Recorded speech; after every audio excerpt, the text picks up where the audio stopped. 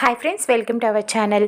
చామంతి వాళ్ళమ్మ ఎలాగో అలాగా మణిహారాన్ని తీసుకొని బయటికి వస్తారు. ఇంతలో ప్రేమ్ కనబడటంతో కంగారు పడుతూ ఉంటారు. ప్రేమ్కి మాయమాటలు చెప్పి ఎలాగో అలాగా తప్పించుకొని ఆ హారాన్ని తీసుకొని వెళ్ళిపోతుంది చామంతి. ఇక తెల్లారాక రథసప్తమి రాజావారు రాణివారు ఉన్నప్పుడు రథసప్తమికి పూజ చేసేవారు.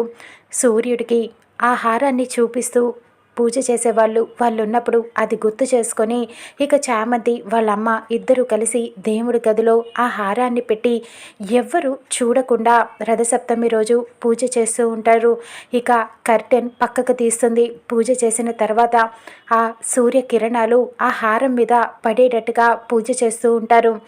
సూర్యుడి కిరణాలు ఆ హారం మీద పడుతూ ఉంటాయి. ఇకప్పుడు ఒక్కసారిగా వెలుగు మొత్తం ఇంటి మీద పడుతూ ఉంటుంది. ఆ కాంతివంతంగా మెరిసిపోతూ ఉంటుంది. దాని నుంచి ఒక రేస్ లాగా వస్తూ ఉంటాయి ఆ మణిహారం నుంచి. ఇక కింద కూర్చున్న రమాదేవి కనిపిస్తూ ఉంటుంది. ఏంటి ఈ కాంతి ఎక్కడి నుంచి వస్తుంది అని చెప్పి ఆలోచించి పైనుంచి ఎక్కడి నుంచో వస్తుంది అని చెప్పి అలా పైకి వెళ్తూ ఉంటుంది. అక్కడ చామంతి పూజ చేస్తూ ఉంటుంది.